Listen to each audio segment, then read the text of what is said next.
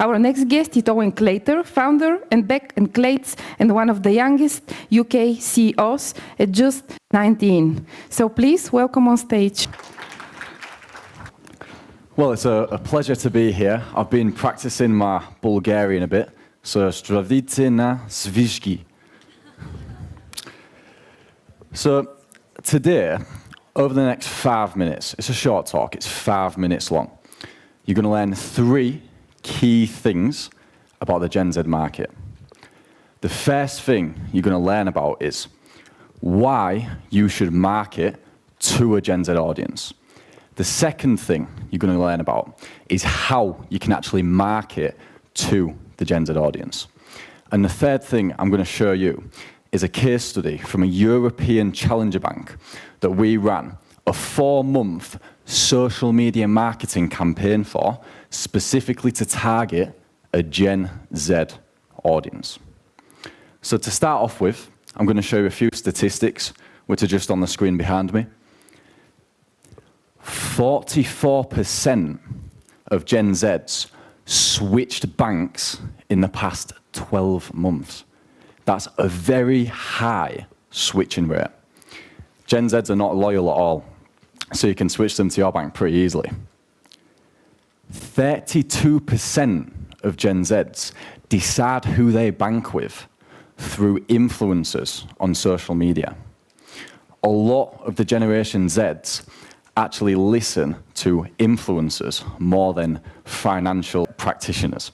So looking at micro-influencers, large influencers, it doesn't even matter if they're in a financial niche or any other niche. They'll still listen to them more than financial institutions. Now, this one actually surprised me. A quarter of the total population of the world is actually made up of Gen Zs, between the ages of 13 to 28. Now, there's some pretty interesting statistics.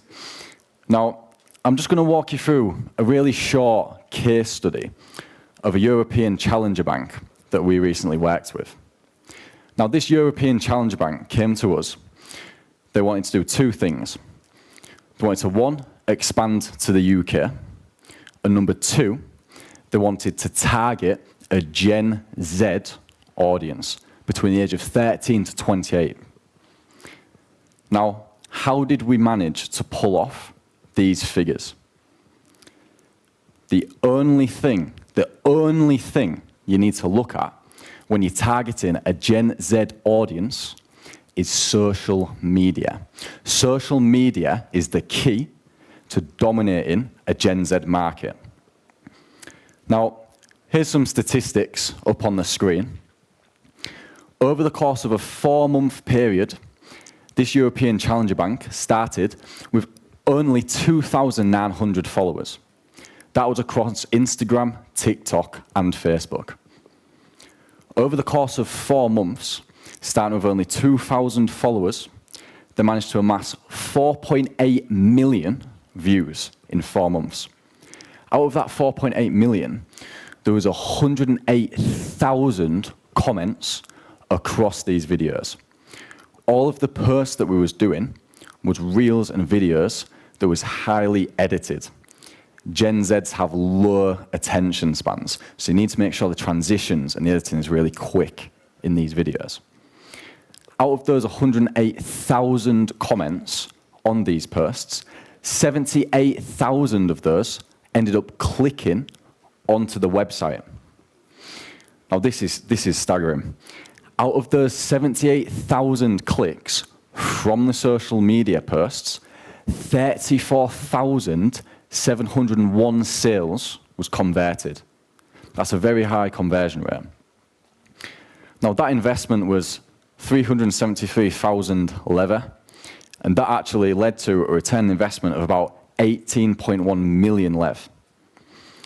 Now, I don't think the financial service companies, whether you're a fintech, whether you're a challenger bank, whatever specific niche you're in the financial services market, I don't think anyone is really utilizing their marketing campaigns to target a Gen Z audience as much as they could. And if anyone in the room would like to do two things. One, explore looking at running a marketing campaign towards a Gen Z audience. Or two, looking to expand into the UK, please feel free to speak to me at the end of this talk. Now, I know the last one overran, and I was only meant to have 5 minutes, so thank you very much for listening, and I appreciate you being here today.